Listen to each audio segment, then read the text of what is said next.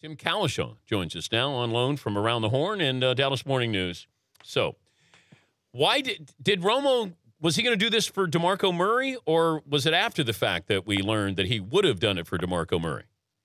It was clearly after the fact that Romo says he would have taken a pay cut for him.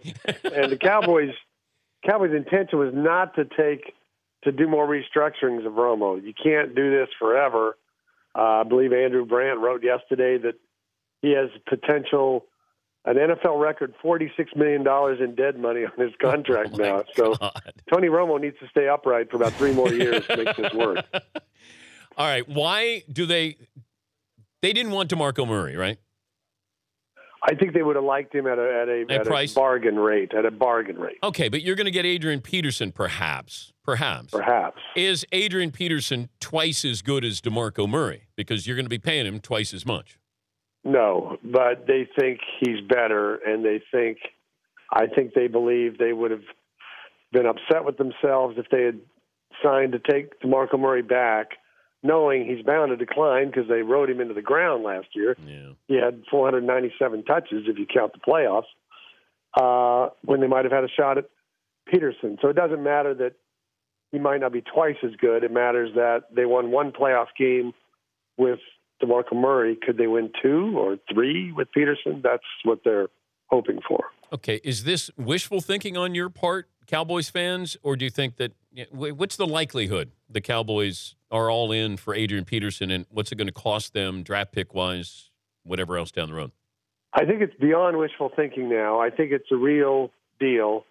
I think all these signs point to them trying to make this happen if it can. I don't think you would do all this restructuring and 1-year deal on Greg Hardy, which is just a rental, and a 1-year deal on Rolando McClain if you're going to have Darren McFadden running the ball for you next year in this offense. So I think they're all in, and now it's going to depend on convincing the Vikings and the people in the Vikings that want to move on from Peterson, because I think Zimmer would like to keep him around, but I'm not sure everybody would like to keep him around, and not at almost $15 million a year.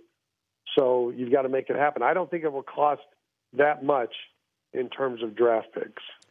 I don't think it will cost multiple picks. I would say this: if Dallas gave up its 1, I think they would get something back in return.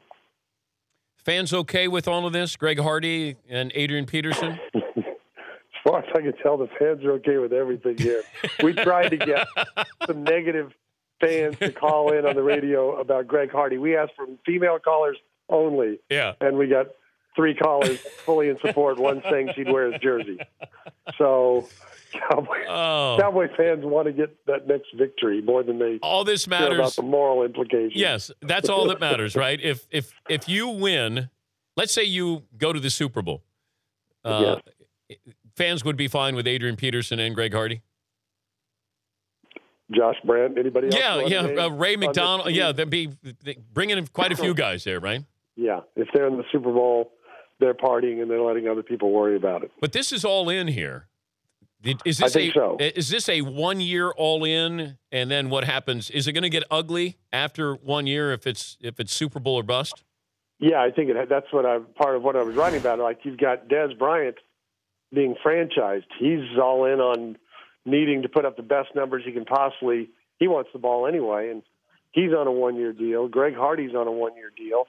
Rolando McClain, maybe your best defensive player last year, is on a 1-year deal. Romo doesn't have a lot of years left. It's an all-in move, and you don't know what the chemistry is going to be like. DeMarco Murray was a good guy. There were some other guys on this team who were good guys. Dwayne Harris, they've all gone to the Giants or the Eagles or the Jaguars or Tampa Bay. And you're bringing in Greg Hardy. You're bringing in Adrian Peterson. You've got kind of an angry Dez. It has a chance to be volatile. We'll say that. Your job's too easy, Tim. You know that? It is. You got Cuban on one side. You got Jerry over here. Yeah.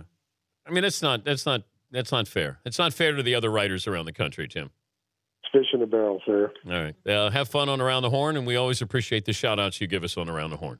Oh, I don't know what more I can do, but I'll see what they will permit. Thank you, Tim. Thank you, That's Tim Cowlishaw, Dallas Morning News.